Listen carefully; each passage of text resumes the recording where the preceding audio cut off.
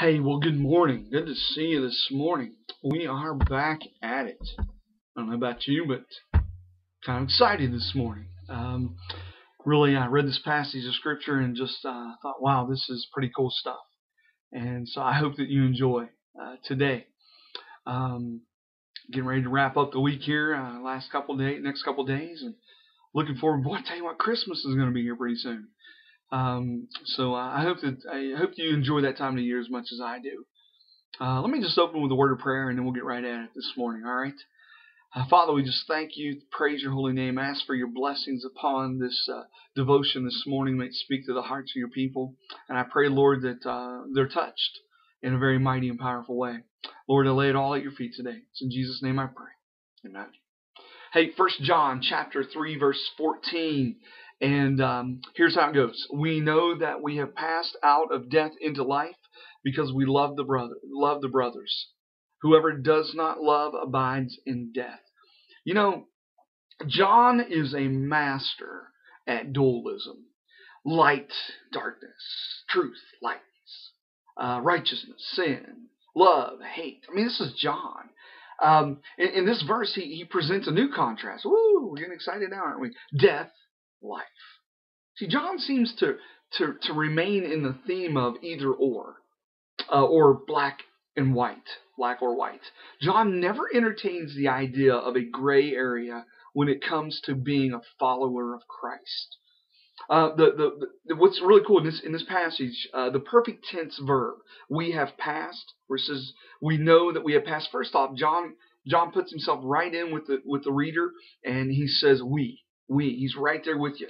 We know that we have passed. Now, that we have passed conveys the idea of a settled relocation, or having basically, as John chapter 5, verse 24 says, crossed over from death to life. Same content here, almost the same identical word, but it's saying we have passed or crossed over. And so the gospel uses the same verb to write of Jesus' approaching death. He says in John 13:1, the time has come for him to leave this world. Same root word there. Metabe, M-E-T-A-B-E. Okay? So here John describes a spiritual transformation that they had not just kind of turned over a new leaf, so to speak. They had received a new life. Now, their previous conditions was spiritual death. Now, by their faith in Christ, God has brought resurrection life to them. Acting toward others in loving ways is the supreme evidence of spiritual life. It says in this passage of Scripture, because we love the brothers. We love our brothers. See, a lack of loving deeds demonstrates that professing Christians remain in spiritual death. Well, I can't tell you as a pastor how many times I've had people come up to me that sit across in my office and said, Pastor, love Jesus with all my heart, but I hate that person, or I hate this person. And listen, I understand.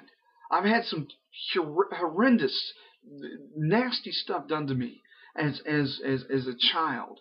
But I will tell you this much, that hatred was eating me alive.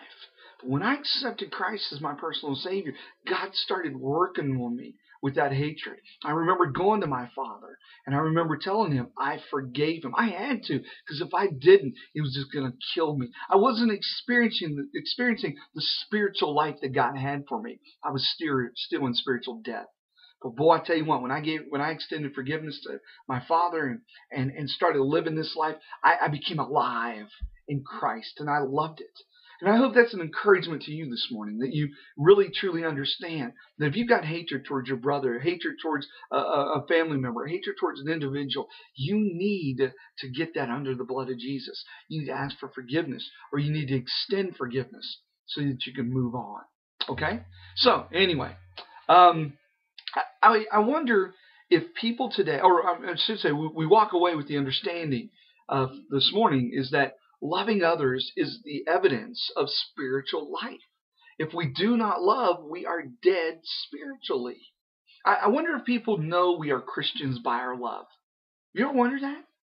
I, I surprised my congregation one Sunday morning by flinging this question at them. I said, what have you done today that nobody but a Christian would do?